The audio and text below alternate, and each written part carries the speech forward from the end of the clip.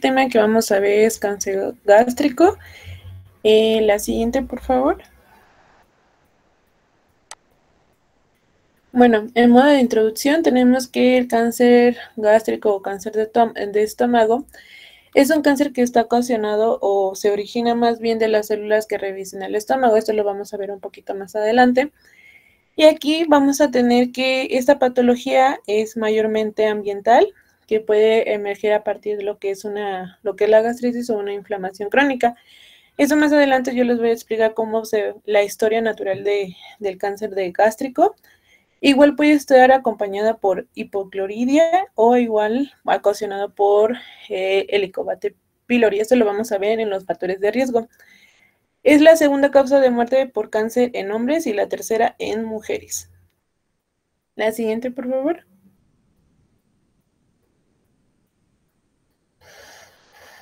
Ok, recordando un poquito de la anatomía del estómago, vamos a tener que el estómago pues es una porción dilatada del tubo digestivo que se va a dividir en 5 regiones, perdón.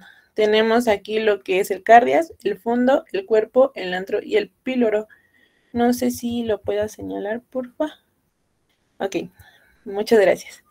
Y bueno, aquí el cardias vamos a tener que va a ser distal a la unión que es gastroesofágica y pues va a ser seguido lo que es el cuerpo y el fondo. Aquí ir por lo que es el antro, pues es proximal esfínter pilórico y separa del estómago del duodeno. Asimismo, tenemos que recordar que tenemos 4 capas en el estómago. Tenemos la principal, que es la mucosa, que se relaciona con la luz del estómago,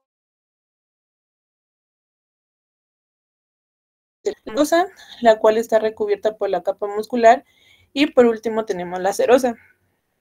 Hay que recordar que en la mucosa tenemos 3 subcapas, que es importante para el recubrimiento.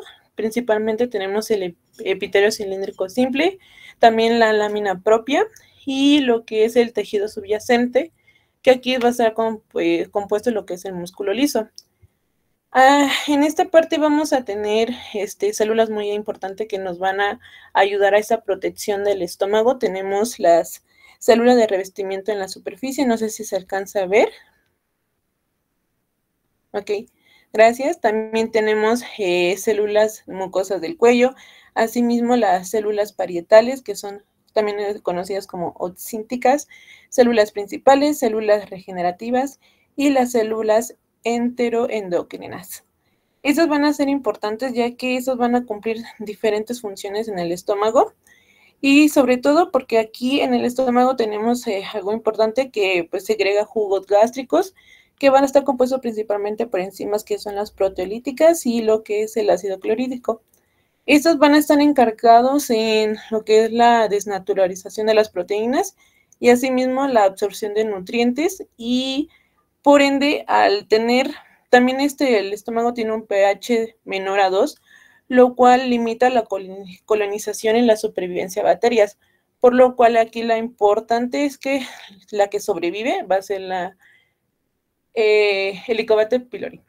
Igual este es un resumen de todo lo que es anatomía del estómago. Ya pasando a la siguiente diapositiva, vamos a hablar de los factores de riesgo.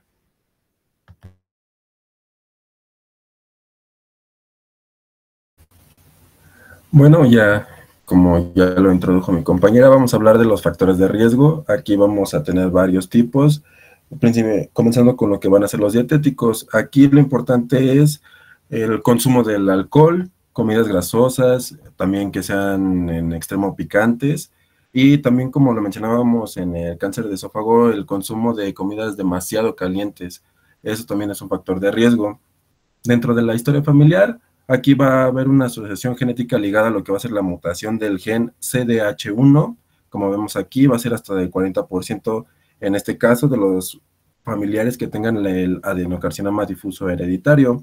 También va a estar presente en este caso de 1 a 3% en cuanto al factor de que sea hereditario. Y también encontré que está relacionado muy presente en pacientes que tengan el tipo A. Pasando a las lesiones premalignas, como ya también se mencionó, Estas lesiones pueden ser causadas por el Helicobacter pylori o también en pacientes que tengan, en este caso, anemia perniciosa. También son factores de riesgo. La misma Helicobacter pylori va a ser un factor muy predisponente en este caso. Aquí también van a tener unas cepas. La cepa que va a ser citotóxica aquí, vaculante A, la VAC-A, es de las más comunes que están ligadas en este caso a la predisposición del cáncer gástrico. También las que van a poseer el gen A asociado a citotoxina, el CAG-A, está relacionado también con lo que es la presencia del cáncer gástrico. Dentro de los factores de riesgo modificables va a ser la obesidad, el tabaquismo, y encontré también que va a ser un factor de riesgo modificable el que pertenezcan a un extracto socioeconómico bajo. Dentro de los factores de riesgo no modificables es que sean, en este caso, pacientes hombres, nuevamente que tengan, en este caso, el tipo sanguíneo A, y también personas de edad avanzada. Son factores de riesgo que van a también a influir en la presencia de este cáncer. También aquí haciendo un poquito más énfasis con respecto a lo que van a ser las mutaciones, como vemos aquí, el gen implicado principalmente es el CD1, nos va a dar en este caso el fenotipo del cáncer difuso, y vemos que en este caso del riesgo acumulado nos da mayor de un 80%. Después tenemos las mutaciones del MLH1, MSH2, en este caso van a representar un 9 y 10%. Aquí se va a asociar en este caso a un cáncer gástrico intestinal, lo vamos a ver también un poquito más adelante. También, como lo hemos mencionado también a lo largo de las clases, el TP53 va a estar relacionado en un 2 a 5%, y también el STK11 tiene una relevancia también considerable, ya que representa un 29% en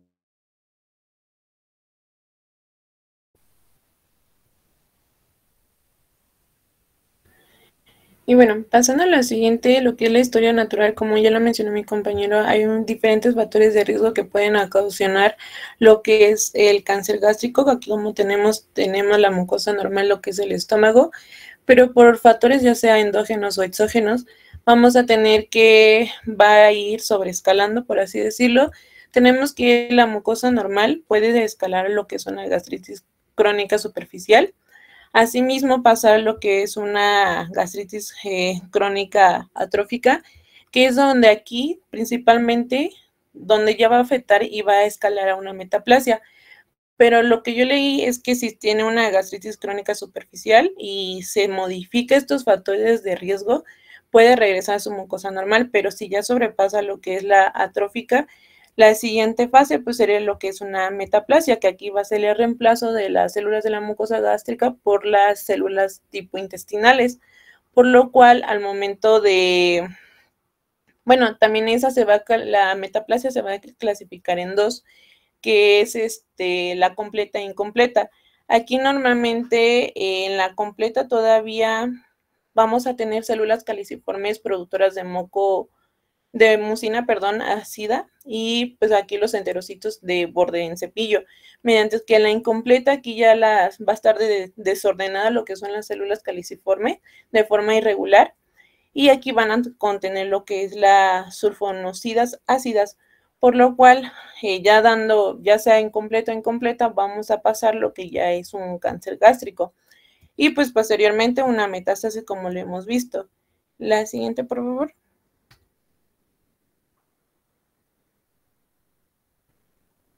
Y ya, lo que es la clasificación del cáncer gástrico, vamos a tener diferentes, vamos a tenerla principalmente, que es la adenocarcinoma, que es una frecuencia del 95%. Esto pues va a ser el origen de las células de la mucosa gástrica. Aquí vamos a tener que esas se van a dividir en dos tipos, intestinal y difuso, esto debido a la clasificación de Lauren. Y también tenemos de tipo de cáncer gástrico tumoral, que pues esto va a estar asociado a la mucosa, se me fue, asociada a la mucosa. Y aquí pues va a estar es un tipo de linfoma gástrico que tiene una frecuencia del 7%. mediante que también tenemos el tumor de estroma gastrointestinal de un 2%. Esto pues va a estar de origen intersticial de las células de Cajal y pues es un tumor mesenquimal. También tenemos el tumor carcinoide de un 3%. Aquí son las células productoras de las hormonas de la mucosa. Y pues bueno, aparece en todo el trato digestivo, pero hasta el 70% de los casos se localizan en el estómago. Pero pues aquí en lo que nos vamos a enfocar es en el adenocarcinoma. La siguiente, por favor.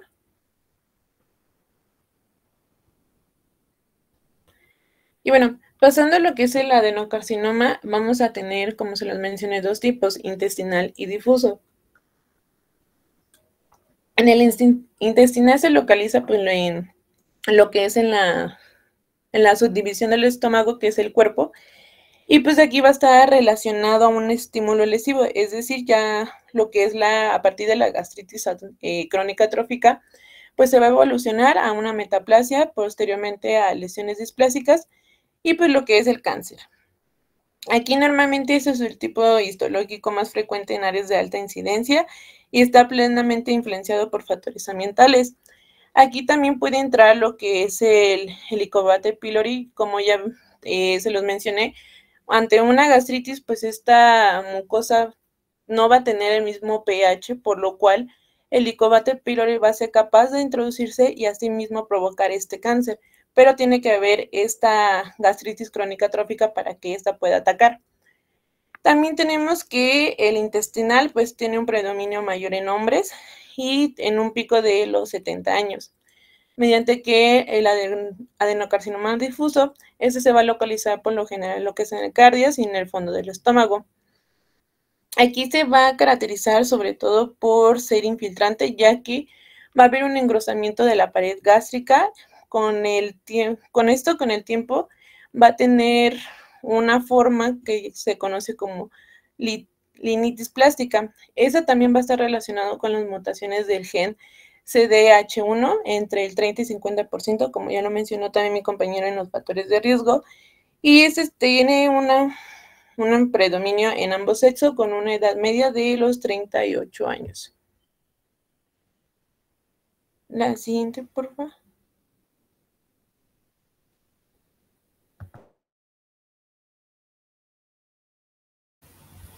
Bueno, pasamos aquí a lo que va a ser el cuadro clínico. Como vemos aquí, en un inicio los síntomas van a ser inespecíficos y sobre todo esto que van a ser similares a lo que van a ser otro tipo de patologías gástricas. El principal y por el que muchos pacientes llegan a consulta es por el dolor epigástrico que se va a aliviar temporalmente por los antiácidos, pero como ya lo sabemos, este solo va a enmascarar el daño que está siendo producido por, en este caso, un ejemplo, el Helicobacter pylori. También va a haber este dolor abdominal difuso, presencia de náuseas, vómito, va a haber esta saciedad temprana, el síndrome constitucional, la anorexia, astenia y pérdida de peso. Un tercio en este caso, de los pacientes van a presentar sangre oculta en heces, la caquexia, masa abdominal palpable también a la exploración y hepatomegalia.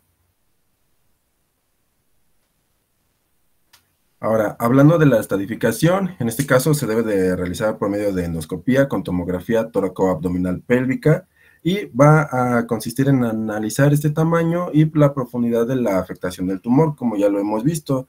En este caso es la estadificación TNM de lo que va a ser el cáncer gástrico. Como vemos, partiendo del T1, en este caso se va a dividir en A y B, siendo que el T1A es la lámina propia, el T1B va a ser la submucosa, el T2 va a ser la muscular propia, el T3 va a ser la subserosa.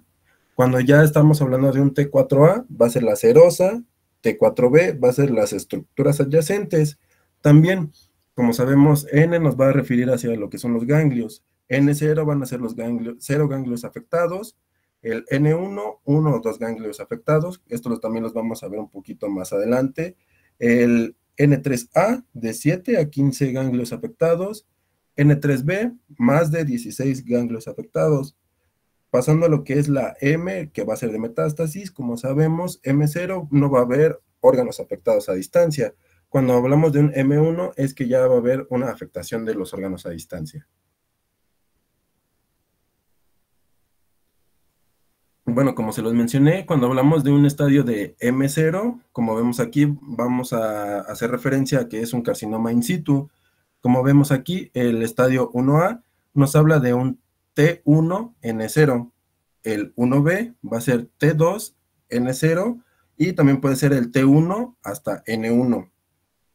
Cuando hablamos de un estadio 2A, en este caso es T3N0, T2N1, T1N2. Como vemos, todos siguen manteniendo el M0, sigue siendo un carcinoma in situ. Cuando avanzamos a lo que es el 2B, nos hace referencia de que es un T4A, N0, T3N1, T2N2, T1N3. Cuando pasamos al 3A, va a ser un T4AN1, T3N2, T2N3. Pasando al estadio 3B, es un T4B. Cuando hablamos de ya el estadio 4, va a ser cualquier estadio, en este caso como lo veíamos, de T y N, pero aquí sí ya va a haber una metástasis, ya va a ser un M1. Como vemos aquí también, el cáncer de estómago es altamente recidivante, va a ser muy recurrente en este caso, y en este caso se deben de también considerar en el plan de tratamiento. Es posible también que el cáncer de estómago vuelva nuevamente y en este caso infiltre los ganglios linfáticos u otras partes del cuerpo, como cuáles el hígado, pulmón y el hueso.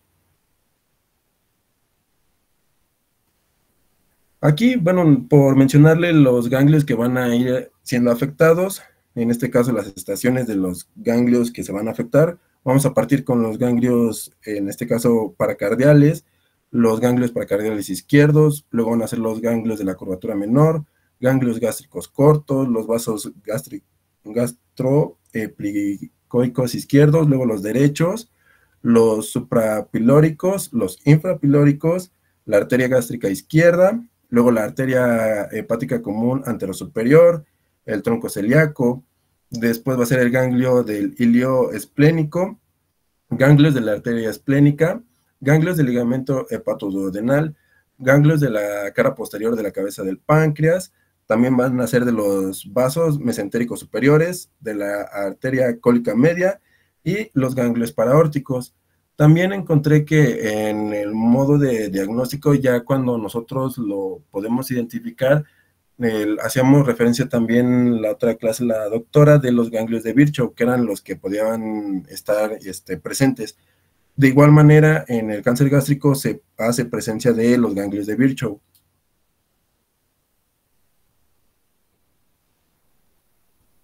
Bueno, ¿y cómo va a ser su diagnóstico? En este caso va a ser por endoscopía digestiva alta, en este caso con técnicas de cromoendoscopía y en este caso imagen de banda estrecha. También se debe de hacer la toma de biopsias con cromoendoscopía, en este caso va a ser el gold standard, y debido a que tiene una sensibilidad del 90% y una especificidad del 98%. La tomografía computarizada, en este caso de alta resolución, va a ser el método de elección para valorar la extensión, en este caso, de cuando se haya una presencia de metástasis.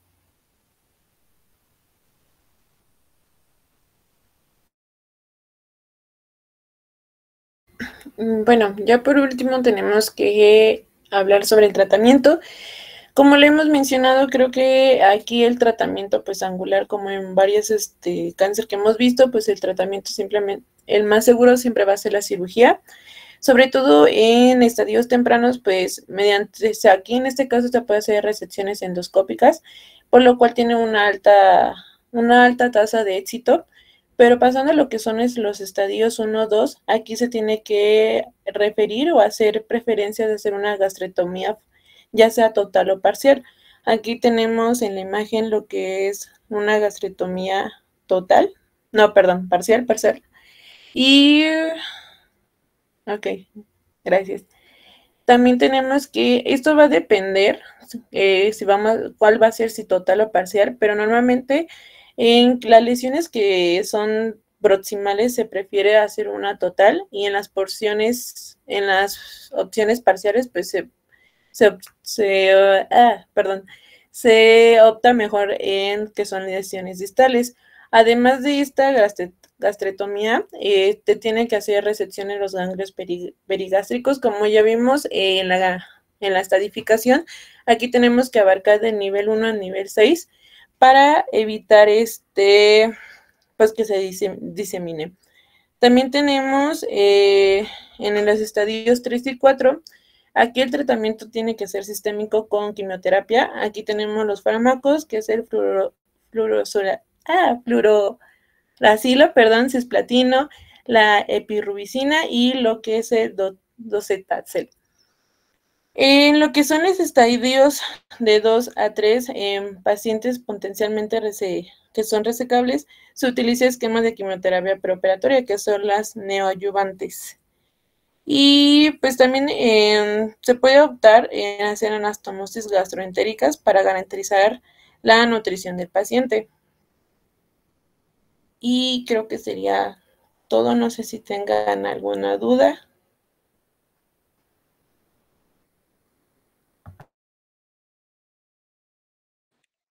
¿Tienen preguntas? Yo tengo una.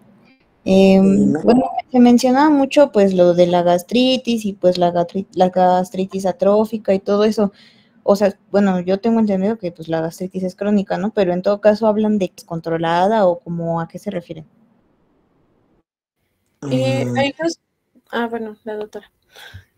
No, a ver, si quieres contestarle. Bueno, yo lo que tenía entendido es que hay dos tipos de gastritis, la que es superficial y la que ya es atrófica. En la superficial, cuando se localiza bien o bueno, se diagnostica o se trata, puede regresar a su mucosa normal, pero si ya es una atrófica, aquí ya lo más seguro es que avance o se dé cuenta cuando ya haya una metaplasia y asimismo pues lo que es el cáncer.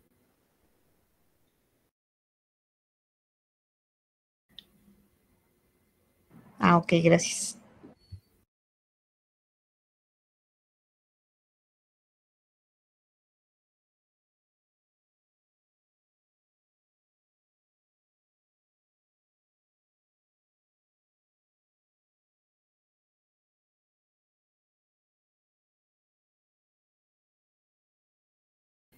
Doctora, no sé si esté hablando, pero sí. Perdón, no tenía el micrófono abierto, sí. Perdón. Sí estaba hablando, pero con el micrófono cerrado. Bueno, ¿qué vamos a tener? Existen dos tipos de gastritis, una superficial, y esta superficial, cuando ha estado durante mucho tiempo, incluso sin tratamiento, podemos dar paso a una gastritis crónica atrófica. ¿Qué quiere decir la gastritis crónica atrófica? Que hay una pérdida del tejido glandular especializado, ¿sí? Esta gastritis crónica atrófica es la que más se relaciona con el cáncer de estómago. Vamos a tener que puede ser multifocal o corporal. ¿Cuál es la más frecuente? La multifocal. ¿A qué está asociada esta gastritis atrófica o crónica atrófica? A infección por el Helicobacter pylori. Mientras que la gastritis corporal está más en relación a enfermedad o de origen autoinmune, ¿ok? Pero esta gastritis, cuando ha persistido, que ya la tenemos como crónica, es lo que más se va a asociar con el cáncer gástrico. Ahora, todas las gastritis, por lo general, ¿qué hacemos? Damos manejo con inhibidores de la bomba de protones. Y si están asociadas al Helicobacter pylori, lo que hacemos es dar tratamiento con antibióticos, tanto bomba de protón como antibiótico, para el Helicobacter pylori. Es bien importante que nosotros hagamos esto, porque para no dejar avanzar a que se pueda hacer un cáncer. Acuérdense que uno de los factores de riesgo más importantes para el desarrollo del cáncer gástrico va a ser la infección por Helicobacter pylori. ¿Qué es lo que le damos? Le damos inhibidores de la bomba de protones, claritromicina, amoxicilina, ¿sí? Esto lo damos aproximadamente por 14 días y cuando son pacientes alérgicos a la penicilina o a la amoxicilina, lo que hacemos es darle metronidazol Pero es bien importante, ¿por qué? Porque estas infecciones van a llevar a una gastritis que va a ser una inflamación crónica, a una gastritis crónica, ¿sí? Que es lo que ya hablábamos, atrófica, y esto va a dar paso a un cáncer gástrico. No sé si queda contestada tu pregunta o tu duda. Sí, doctora, es que es lo que le digo, bueno, o sea, lo que decía de que pues si no está controlada es justo pues cuando ya avanza. Sí, porque muchas veces no se le da la importancia y no damos tratamiento, ¿ok? Para nosotros saber que hay una infección por Helicobacter pylori, no solamente es así, sino que hacemos endoscopia, se toman biopsia y el patólogo es quien nos va a reportar si hay infección por el Helicobacter pylori. Lo importante aquí es tener el pensamiento y decir, ok, este paciente ha estado con datos de gastritis, se queja de dolores, hay que hacer una endoscopia. Uh-huh. Y más cuando este paciente puede ser de alto riesgo, que ya tengamos en la familia antecedentes de cáncer gástrico, cáncer de esófago. ¿Ok? ¿Contestada la duda? Sí, doctora, gracias. Bueno, pues sí, vamos a tener que el cáncer gástrico va a seguir siendo un problema de salud grave. ¿Por qué razón? Vamos a ver que la segunda causa de muerte a nivel mundial. El problema es que este es un cáncer de muy mal pronóstico. Aunque ha descendido ligeramente en las últimas décadas, sin embargo, sigue siendo el quinto tumor más frecuente a nivel mundial. Hay una incidencia que se reporta de aproximadamente 952,000 casos por año, ¿sí? Y desgraciadamente es un cáncer que en los estadios tempranos no va a dar manifestaciones clínicas y cuando las viene a dar es porque es un cáncer ya localmente avanzado o metastásico, ¿sí? Hay algo bien importante que es la clasificación de Lauren, que la divide en dos tipos de cáncer, uno intestinal, que está sobre todo en el cuerpo, y otro difuso. Y aquí el intestinal pues está caracterizado porque hay formación de estructuras tubulares que van a imitar a las glándulas intestinales. Este se asocia más a los factores de riesgo ambientales y dietéticos y este intestinal le va a dar un peor pronóstico a lo que es el cáncer gástrico. Así es que cuando ustedes vean que les reporta el patólogo y les dice de tipo intestinal, esto quiere decir que el pronóstico no va a ser muy bueno, ¿sí?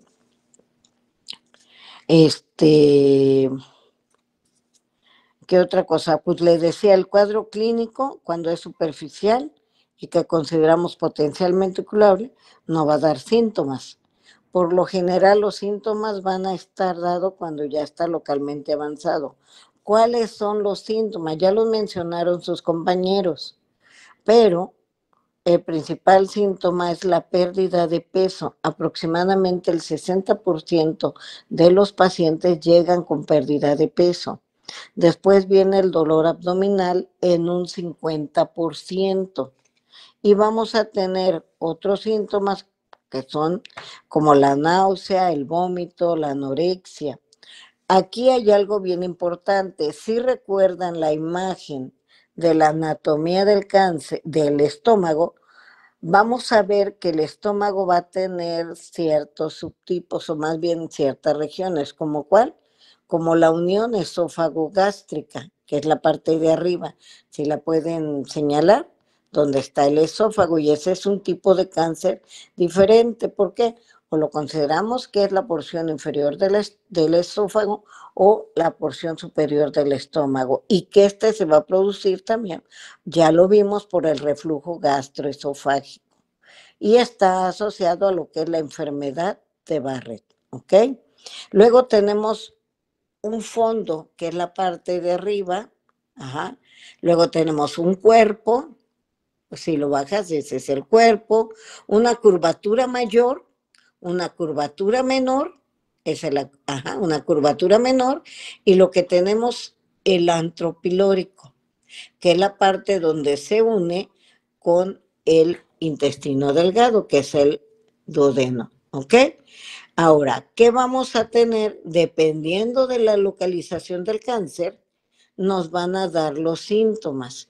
Por eso, si lo tenemos en la unión esófago-gástrica, pues tenemos vómito postprandial inmediato. Si lo tenemos en el cuerpo, pues lógicamente va a tardar mucho tiempo hasta que no como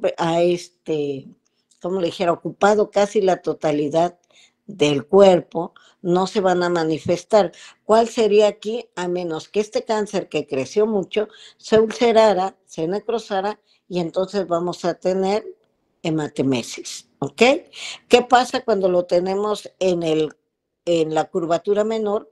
Aquí por detrás de esta curvatura menor que vamos a tener al plexo celíaco, y muchas veces cuando este cáncer crece lo que va a dar es dolor transfictivo. Lo refieren como si los estuvieran apuñalando. ¿Por qué? Porque va a invadir a lo que es el plexo celíaco. El problema que es que cuando se manifiesta, pues ya lo consideramos prácticamente irresecable a este cáncer. ¿Cuál es el otro? El cáncer que es a nivel del píloro o del antropilórico. ¿Qué va a pasar cuando el cáncer se encuentra aquí? Pues que el estómago se va a llenar, no hay paso hacia el duodeno. ¿Y qué va a hacer? Hasta que no esté lleno el estómago, el paciente va a vomitar. A esto le llamamos postprandial tardío. Entonces, ¿de qué van a depender muchas veces los síntomas? De la localización del cáncer. Y algo bien importante, de acuerdo también a la localización es como nosotros vamos a dar o hacer un tratamiento. En los estadios tempranos, pues lógicamente que es donde quisiéramos encontrarlos, sería con endoscopía y resecciones de las mucosas, a lo que le llamamos mucosectomía.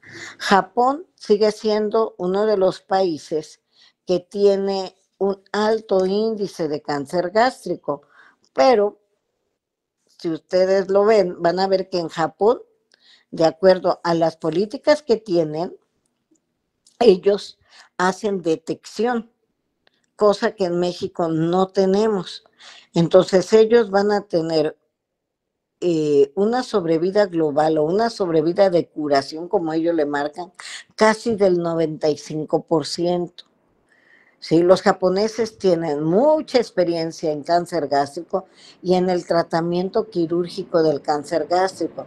Si ustedes ven anatómicamente el estómago, es un órgano bastante irrigado. ¿Por qué razón? Porque está compuesto de músculo.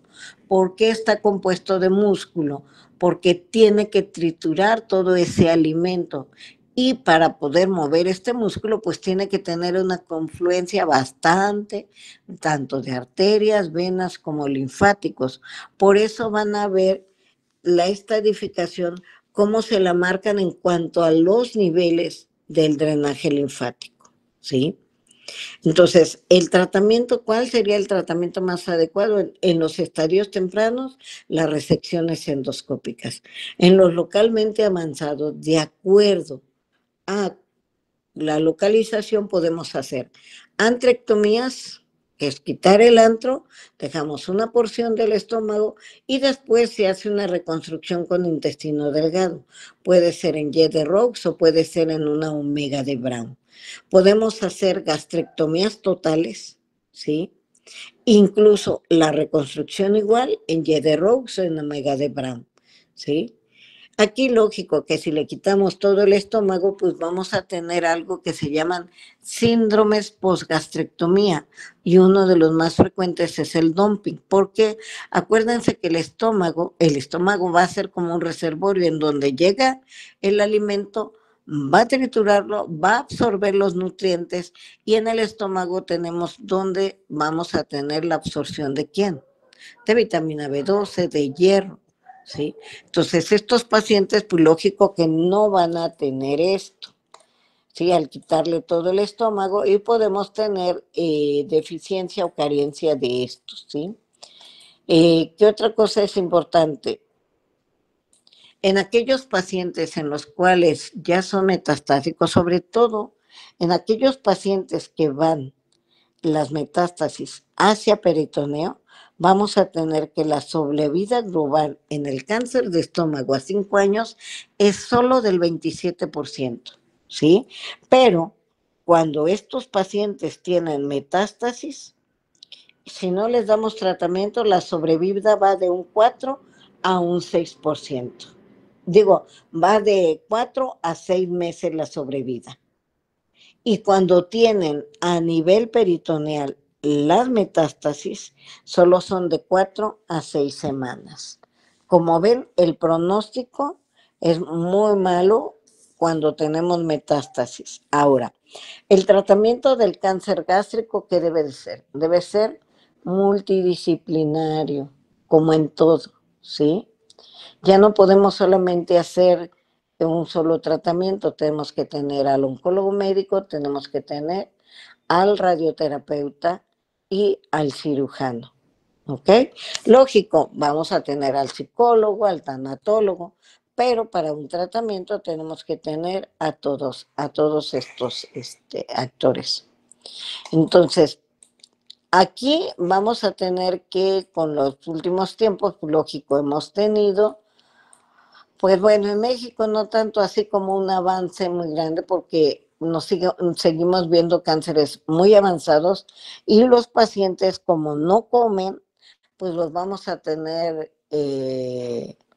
desnutridos, en malas condiciones, por lo general con comorbilidades, en lo que también va a hacer que el tratamiento pues se deteriore en cuanto al paciente esté más deteriorado, ¿ok? Y por lo general dividimos a los pacientes de riesgo bajo y de riesgo alto. ¿Cuáles son los de riesgo bajo? Aquellos que están en T1 o en 2 o en T2 con un N0. ¿Cuáles son los de riesgo alto? Aquellos que están en un T3 o en un T4 N0. Lógico, aquellos que son metastásicos, pues lo que en realidad solamente hacemos va a ser llevarlos a tratamientos paliativos. Actualmente, pues, ¿cuáles son el mejor tratamiento de quimioterapia antes de llevar a un paciente a una resección gástrica? Por lo general los damos, como mencionaron sus compañeros, docetaxel, 5-FU, leucovorin y oxaliplatino. Son esquemas como el FLOT o el FOLFOX. Actualmente tenemos inmunoterapia, ya hemos visto que hay genes que están alterados y que ahora ya conocemos. Y por lo general el medicamento que utilizamos es el nivolumab, ¿sí? Y con él pues sí se ha visto cierta mejoría, tampoco es algo así como, híjole, vamos a darle y ya mejoraron mágicamente, no. Pero es una opción que ahora tenemos y que antes no teníamos. Cuando los pacientes tenemos que dar, que vienen en malas condiciones o con sangrado, entonces tenemos a la radioterapia, ¿sí? ¿Qué nos puede servir? A veces lo que damos son quimio-radioterapia concomitante, tratando de posteriormente reducir el tumor y llevar al paciente a una resección quirúrgica. O bien, cuando aquellos pacientes sabemos que no vamos a poder hacerlo, lo que hacemos es darle radioterapia a dosis plena y es con el tratamiento que se queda el paciente. Lógico, la radioterapia pues también va a traer complicaciones, pero bueno, esto es en aras de darle una mejor calidad de vida a estos pacientes. ¿Ok? ¿Hasta aquí alguna pregunta? No, doctora. No, doctora. ¿Me expliqué en lo que vamos? Sí.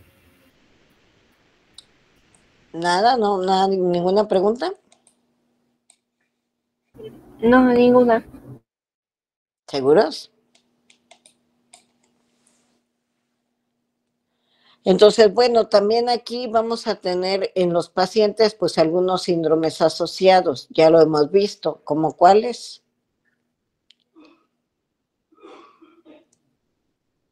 Como el síndrome de Lynch. ¿A dónde está asociado este? Con cáncer colorectal, cáncer de endometrio, cáncer de ovario, cáncer de mama, cáncer de vía biliar y cáncer gástrico, ¿sí? Hay antecedentes familiares de pacientes con cáncer gástrico difuso y carcinoma lobulillar de mama, ¿sí? Por lo general los vemos en pacientes alrededor de los 70 años. Entonces es un cáncer asociado al cáncer de mama, ¿sí? Por lo general son lo que vamos a tener: cáncer de mama asociado a cáncer gástrico y el síndrome de Lynch, donde está el colorectal, endometrio, páncreas, todo lo que es tubo digestivo. Entonces esto hay que tenerlo muy en cuenta. ¿Por qué? Porque vamos a ver que en mama, ¿cuáles son los genes alterados en mama? BCR1 y BRCA1 y BRCA2, y vamos a tener que en cáncer gástrico también los vamos a tener presentes. Entonces, aparte, tenemos el BRCA1, BRCA2, tenemos al HER2-Neu también presente, y por eso a veces a estos pacientes también podemos darle trastuzumab. ¿Ok? Cuando tenemos el cáncer de la unión esofagogástrica, que es un cáncer algo diferente a lo que es el cuerpo, ¿sí? Vamos a poder dar algún otro tipo de medicamentos, ¿sí? Sobre todo cuando son de la unión esofagogástrica. Uh-huh. Ahí está. ¿Preguntas? ¿Dudas? Entonces, como le decía, cuando tenemos el HER2 sobreexpresado, pues podemos dar trastuzumab, pertuzumab.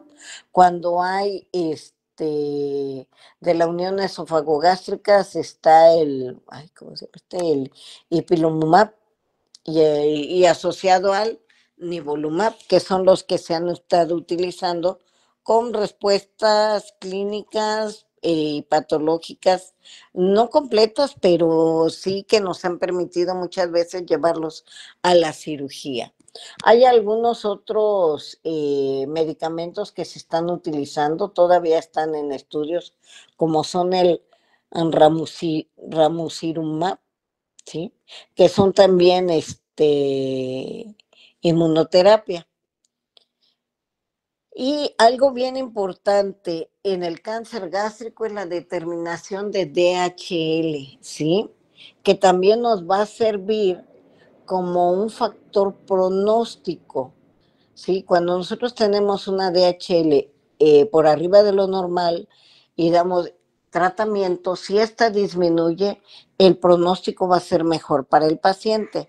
Entonces, aparte de lo que es el BRCA, de lo que es el HER2, la determinación de DHL en estos pacientes es importante. En aquellos pacientes que nosotros llevamos a cirugía, ¿cuál es lo que hacemos? La cirugía puede ser de dos formas: abierta o laparoscópica. Lógico que se prefiere la laparoscópica. ¿Por qué razón? Para la recuperación más rápida del paciente. ¿Qué hacemos cuando entramos a la cavidad? Lo primero que hacemos es, si hay ascitis, aspirarla y hacer un transoperatorio, o bien hacer un lavado y hacer un transoperatorio. ¿Por qué? Porque si tenemos células malignas a nivel de líquido de lavado o líquido peritoneal, esto va a hacer que la cirugía se detenga. ¿Por qué? Porque el pronóstico es malo ya en estos pacientes. Ya les dije de cuánto es la sobrevida en pacientes que tienen líquido peritoneal positivo, que esto nos va a hablar de metástasis a nivel peritoneal. ¿De cuánto es la sobrevida? De 4 a 6 semanas. De 4 a 6 semanas. Entonces, si nosotros lo llevamos a operar y está positivo, pues lo que va a pasar es que este paciente pues no tiene caso que hagamos una cirugía tan grande para un paciente que no va a sobrevivir menos de 2 meses. Uh-huh. Ok, como ven, pues desgraciadamente el cáncer gástrico es un cáncer letal, que en México pues seguimos viéndolo en estadios avanzados. ¿Sí? ¿Preguntas hasta aquí? No sé si quedó claro o hablé mucho y que no me hayan entendido. No, doctora, todo bien. ¿Sí? Todo bien. En el tratamiento de quimioterapia hay varias combinaciones, Folfos, Flox, SOS, Capox, y esto lo tiene que valorar el oncólogo médico de acuerdo a los marcadores que se hayan hecho, con los que se cuenten. Ujú. Pero pues hay diferentes, ¿ok? Y hay diferentes medicamentos. Hay estudios que se están haciendo para otros tipos de medicamentos, como el apatinib, pero pues todavía están en fase 3. Y bueno, vamos a esperar que con estos medicamentos tengamos una mejor sobrevida. Actualmente, pues lo que es el paclitaxel, el nivolumab son los que más se utilizan, la capecitabina, el irinotecan, sí, son medicamentos que más utilizamos. Bueno, ¿no hay preguntas de esto? Que No, doctora. conste, les voy a preguntar en el examen, luego no digan, ay, doctor, es que... Doctora, yo tengo una pregunta. Ujú. Bueno, dijo que en Japón había métodos como de detección o así. Ah, ¿En sí. México existe? ¿Y cuál sería? ¿O sabe cuál sería? Hay uno que es un balón. Ellos hacen en este balón como un barrido y hagan de cuenta como si hicieran una citología, ¿sí? Y a través de estas células que se escaman de la mucosa, ellos hacen esos frotes para ver si hay alguna alteración, pero es a través de un balón que ellos meten para hacer como si fuera una citología cervical. Ujú. En México pues no lo tenemos, ¿verdad? Y la endoscopia en México pues sigue siendo cara. En Japón, como ellos tienen mucho cáncer gástrico, pues esto ya es casi rutinario, y más donde hay antecedentes. Ajá. Pero es como ellos hacen su método de detección.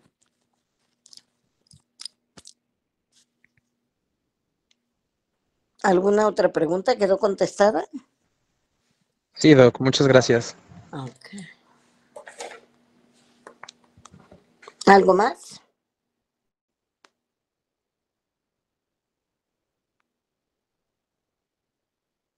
Ahora, hay otra patología en el cáncer gástrico, antes de que se me olvide, que es la metaplasia completa e incompleta. ¿Qué pasa con esta metaplasia? Sobre todo la incompleta. Aquí tenemos, cuando tenemos este diagnóstico, tenemos que hacer todo un mapeo a nivel del estómago. ¿Por qué? Porque de acuerdo al porcentaje de que esta metaplasia haya afectado el estómago, nosotros podemos llevarla, aún sin ser cáncer, a un tratamiento gástrico, que puede ser incluso una gastrectomía. ¿Por qué? Porque el riesgo de desarrollar cáncer gástrico es alto. Y más cuando el patólogo nos diagnostica metaplasia incompleta y se asocia a pacientes fumadores y alcohólicos o que tengan alcoholismo crónico, el riesgo todavía se exacerba más. Se ha visto, hay estudios en donde se ha visto que en quién les da más, en mujeres. Uh-huh. Entonces, en mujeres que fumen, que beban y que tengan una metaplasia incompleta, hay que darle un tratamiento porque esto va a desarrollar un cáncer gástrico. ¿Ok? Sí. Sí, doctora. Ok, bueno, si no hay preguntas, seguimos con otro tema, ¿verdad? Ok, entonces seguimos con el siguiente tema. Ah, sí, ya se va a terminar. ¿Ok? Órale, pues.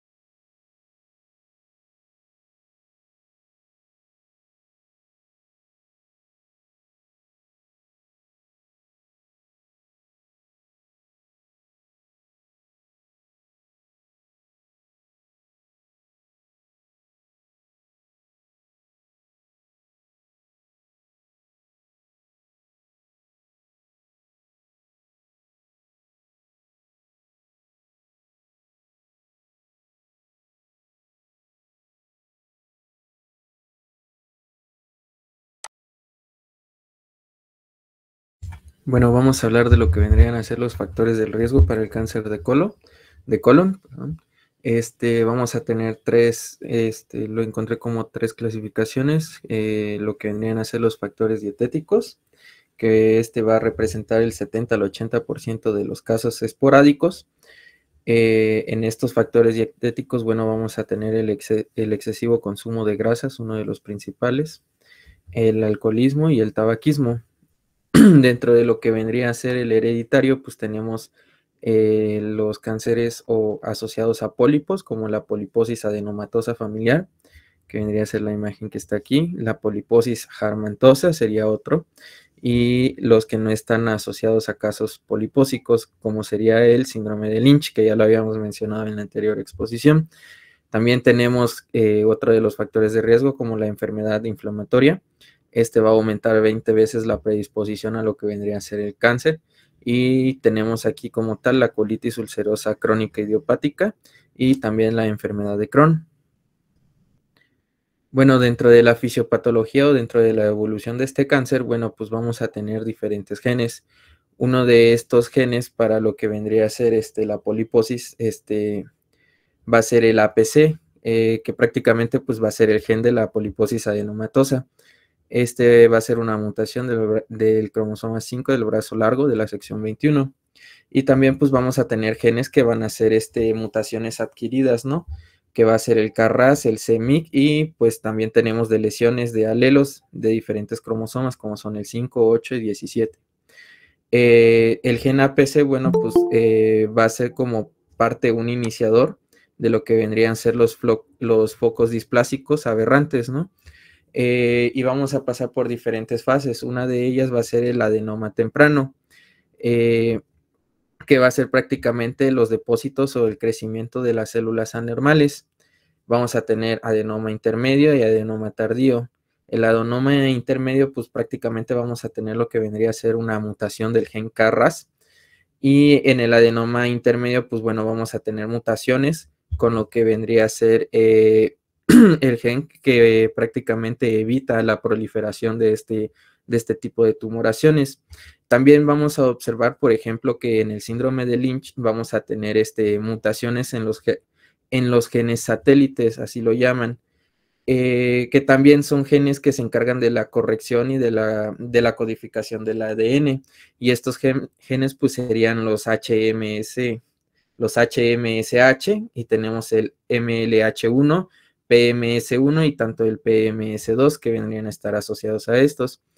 Ahora sí, dígame, doctora. No los consideramos como tales como genes, sino como, bueno, sí, como genes de inestabilidad microsatelital. Así es como se definen, ¿sí? O de inestabilidad microsatelital, ¿ok? Y bueno, esto pues nos va a dar una aceleración mutacional germinal. Y bueno, pues ya para terminar, pues tenemos lo que va a ser el carcinoma, un adenocarcinoma y pues por obviamente un cáncer y después una metástasis. Para la poliposis adenofamiliar, pues va a ser cerca del 100% lo que se va a convertir en cáncer, y para el cáncer colorectal hereditario no asociado a pólipos, pues va a ser del 70 al 80%. Ahora, de acuerdo a lo que vendría a ser el tipo histológico, bueno, el cáncer más común va a ser el de tipo epitelial, en específico el adenocarcinoma, que puede ser usual, mucinoso, de células en anillo de sello o de células pequeñas.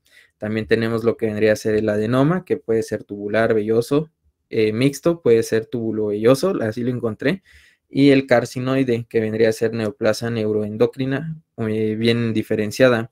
Y pues tenemos las no epiteliales, como es el crecimiento endotífico poco aparente. Ahora, también vamos a tener como tal, también un aspecto macroscópico que va a ser exofítico, funginane, que prácticamente va a ser un cáncer que va a estar en crecimiento hacia lo que vendría a ser la luz del intestino.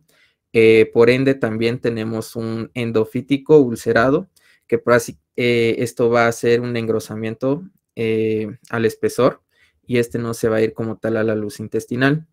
El infiltrante difuso va a ser un crecimiento endotífico poco aparente, y el anular, que va a ser una afección a lo que vendría a ser toda la pared del intestino en forma de anillo, por eso el nombre de anular.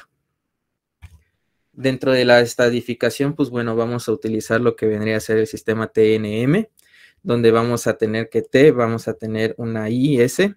Este se va a referir a lo que vendría a ser el intramucoso. No va a haber aquí como tal una invasión a través de la mucosa muscular. En el 1 va a haber una invasión a la submucosa, y en el 2 va a haber una invasión a la musculatura propia.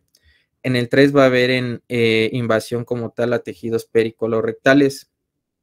El 4 a su vez se va a subdividir en A y B, donde en el A, pues bueno, vamos a tener una invasión en el peritoneo pues visceral, y en el B pues vamos a tener invasión a estructuras adyacentes del colon. En el N, pues bueno, sabemos que se refiere a lo que vendría a ser los ganglios. El 1, pues vamos a tener 3 subdivisiones.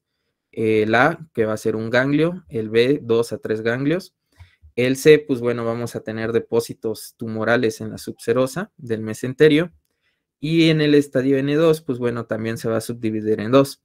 A, va a haber de 4 a 6 ganglios afectados. B, 7 o más ganglios afectados. Y bueno, el M, pues ya sabemos que significa metástasis. También vamos a tener M1, que se va a subdividir en A y B. El A, pues bueno, va a ser a un solo sitio, y el B, pues bueno, a 2 o más sitios. Y bueno, según la estadificación TNM, pues bueno, nos va a dar lo que vendrían a ser los estadios.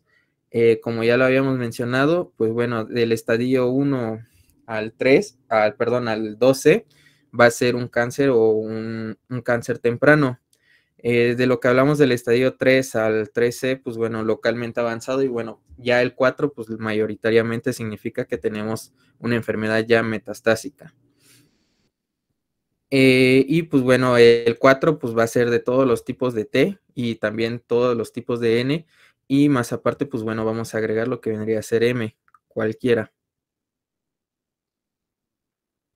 Ahora, para el diagnóstico del cáncer de colon, va a ser importante la historia clínica, la exploración y la sintomatología que presenta el paciente. También tenemos exámenes de laboratorio, como el antígeno carcinoma embrionario.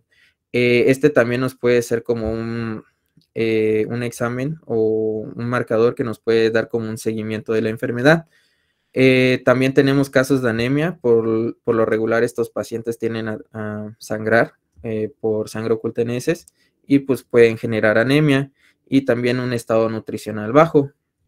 En imagen, bueno, pues tenemos la radiografía de tórax, lo que vendría a ser la tomografía computarizada para ver o descartar metástasis a otros órganos.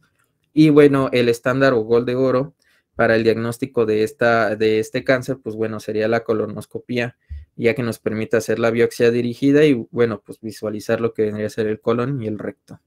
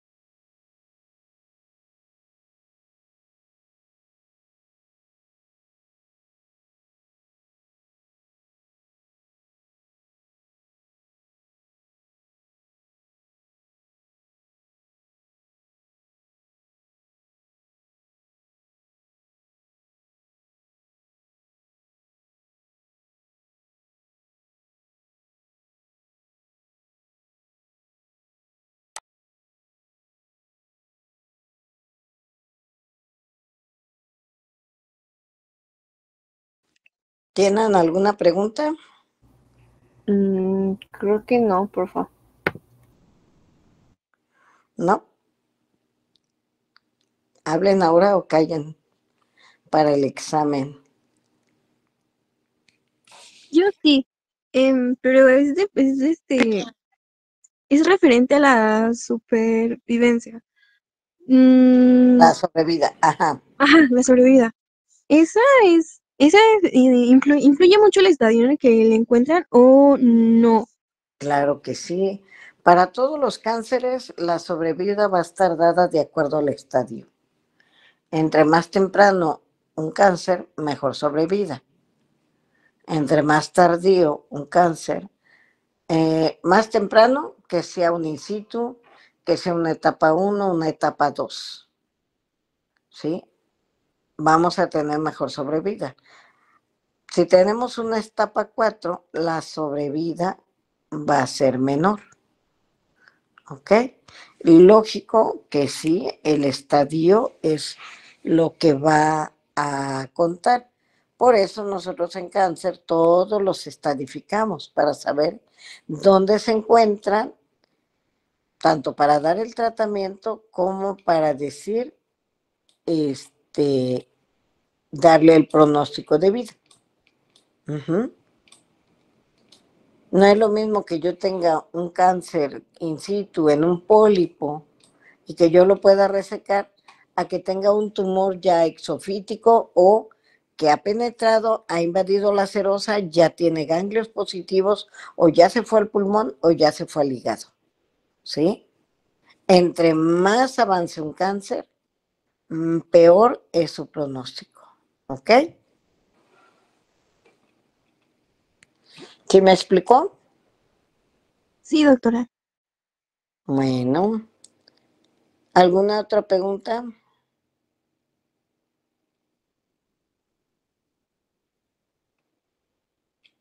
¿No? ¿No tienen más preguntas? Creo que no, doctora. Bueno, pues De mi bueno. parte no. ¿Mande? Decía que de mi parte no. Ok. Bueno, más para, está bien la clase, nada más para hacerles algunas puntuaciones, pues el cáncer de colon también es un cáncer muy frecuente en nuestro medio, ¿sí? Vamos a encontrar que la incidencia estimada es arriba de los 1.2 millones de casos nuevos a nivel mundial, ¿sí? ¿Dónde lo vamos a ver? Principalmente en hombres, se da en mujeres, pero es más frecuente en hombres por arriba de los 50 años. Y este va a ser el tercer tipo de cáncer más frecuente después del cáncer de pulmón y de próstata, sobre todo en hombres. Ajá. Y en las mujeres, dentro de todos los cánceres, no cánceres ginecológicos, dentro de todos los cánceres, después del cáncer de mama, es el cáncer de colon el segundo más frecuente. Si hablamos de cáncer ginecológicos, el primero va a ser en la mujer el cervix. Y agrupando la mujer, después de mama, va a venir cáncer de colon. ¿Ok? Los factores de riesgo, ya lo vimos, hay factores que pueden ser modificables, hay otros que no. Sobre todo, pues, ¿cuáles? Los genéticos, las enfermedades como Crohn o CUSI, que son factores de riesgo. Y dentro de los factores de riesgo, los principales factores de riesgo, pues van a ser los antecedentes familiares, como el cáncer familiar, el síndrome de Lynch, la poliposis adenomatosa familiar. Esta es considerada por arriba de 100 pólipos para considerarla como poliposis familiar, ¿sí? Y sobre todo, ¿cuál? El que ya hayan tenido el antecedente de cáncer de colon, el que tengan adenomas colónicos, ¿sí? Y como les decía, las enfermedades inflamatorias como son el Crohn y el CUSI, lógico, va a estar asociadas a algunas otras como son los factores dietéticos, la ingesta alta en grasa, la ingesta alta de carnes rojas, ¿sí? Las, ¿cómo se llaman estas? La producción de y sustancias derivadas de la bilis al contacto con la mucosa es uno de los factores de riesgo más asociado con la dieta. La obesidad, el tabaquismo, el alcoholismo son también factores de riesgo que inciden en la producción del cáncer de colon. ¿Ok? Hay algo bien importante dentro del cáncer de colon. Vamos a tener que uno es genético, familiar, y el otro es el esporádico, en donde lo vemos sobre todo en aquellos en los cuales están asociados a los pólipos. Y dentro de los pólipos que vamos a tener, como son los adenomatosos, los tubulovellosos y los tubulares. Los túbulos vellosos, en el 35% de los túbulos vellosos van a desarrollar cáncer de colon. Entonces, ¿cuáles son los adenomas más frecuentes? Los túbulos vellosos para desarrollar cáncer de colon. ¿Ok? ¿Qué otra cosa? En cuanto al tamizaje, en realidad un tamizaje como tal solo lo hacemos en aquellos pacientes que son de alto riesgo, como cuáles, los que tienen más de 2 familiares que hayan tenido directos, que hayan tenido cáncer de colon, ¿sí? Hay criterios de Amsterdam que se dan, ¿sí? En donde nosotros lo que hacemos es ver cuáles son los familiares, cuáles son las características de cada paciente para decir, este paciente es de alto riesgo, y lo que hacemos es indicarle, después de los 40 años, hay textos después de los 50, hacerse una colonoscopia, si son negativas, por lo menos cada año, posteriormente cada 2 años. ¿Ok? ¿Cómo lo hacemos? Pues el único método que tenemos para poder encontrar a las lesiones más pequeñas sin que hayan dado síntomas se llama colonoscopia. ¿Ok?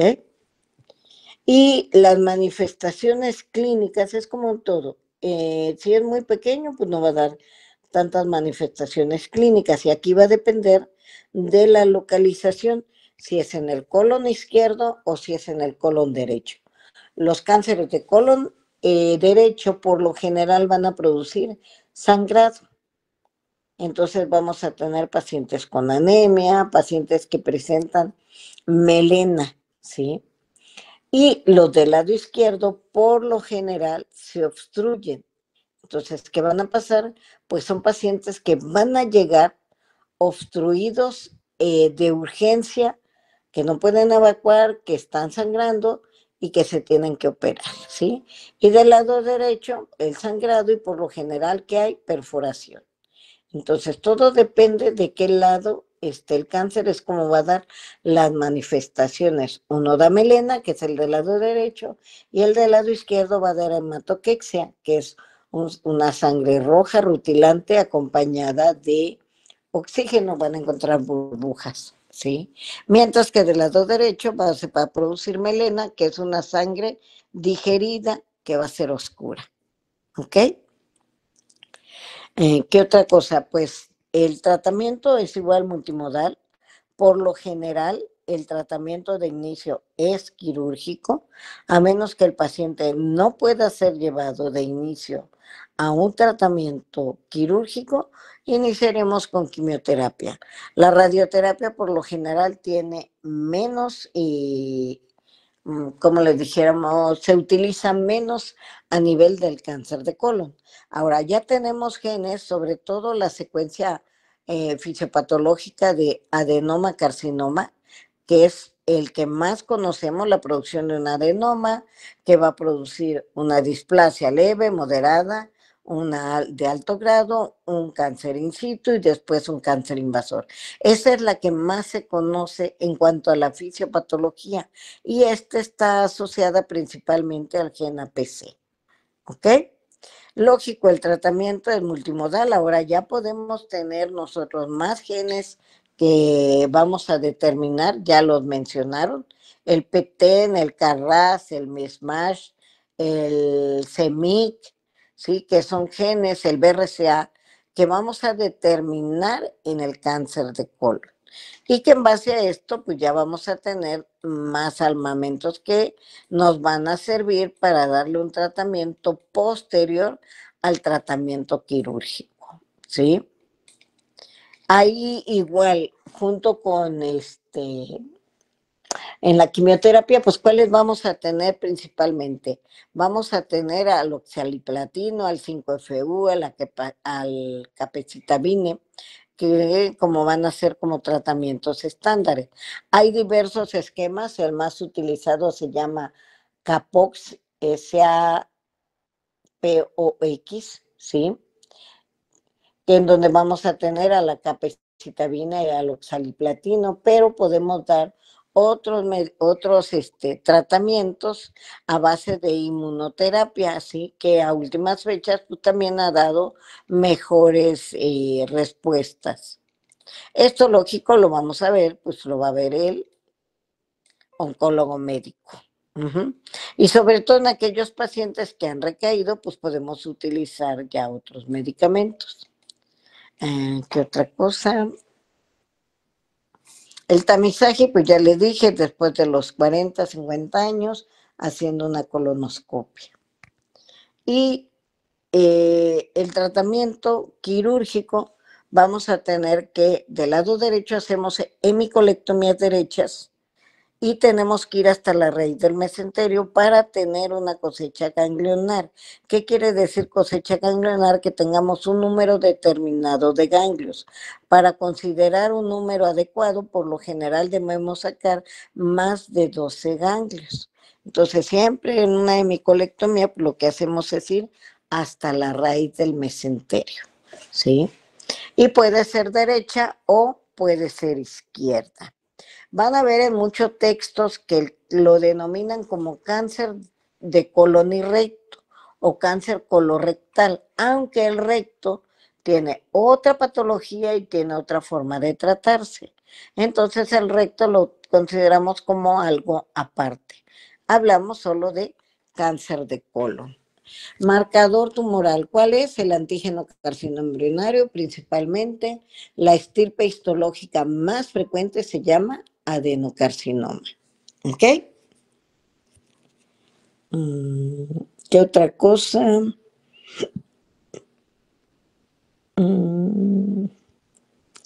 Creo que básicamente es todo. Y ya sus compañeros lo mencionaron. Muy bien la clase para los dos que expusieron. Si hay preguntas.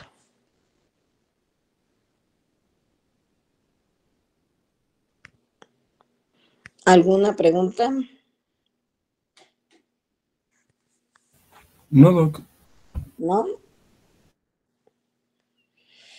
En total, ¿ya están todos o no se...? Vamos a ver cuántos están. Ok. ¿Hay alguna pregunta? ¿No? Conste. Entonces, ¿vamos a tener la próxima semana el examen?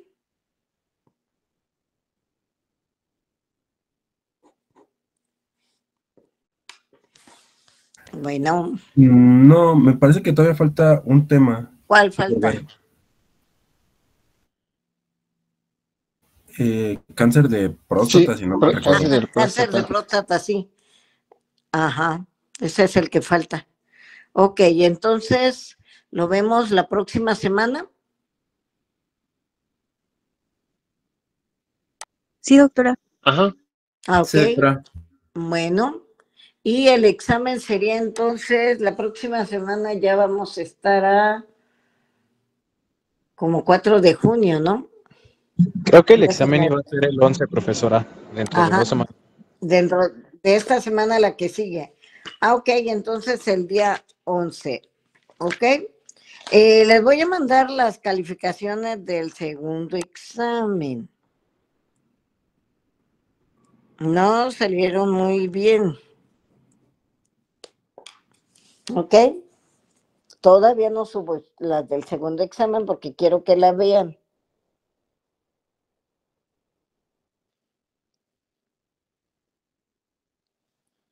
¿Ok? Sí, doctora. Bueno, Entonces, para la próxima semana les aviso porque ahorita han andado ahí muy, como si alguien les hubiera dicho que estamos dando las clases, pero bueno, no dijeron nada, nada más hablaron de las aulas y de los cursos y todo. Y yo les aviso si no hay ningún problema y los vería en la próxima semana en el hospital, ¿ok? Ok, doctora. Bueno, si no tienen ninguna pregunta, comentario o duda, entonces terminamos la clase. Bueno, Gracias, entonces doctora. nos vemos. Acuérdense de lo que les hice énfasis, por favor, para que no digan, es que me preguntó esto. Acuérdense de lo que les hice énfasis, ¿ok? Sí, doctora. Bueno, pues entonces nos vemos la próxima semana. Pasen buena noche. Gracias, doctora. Gracias, Gracias, doctora. Hasta luego. Hasta luego, doctora.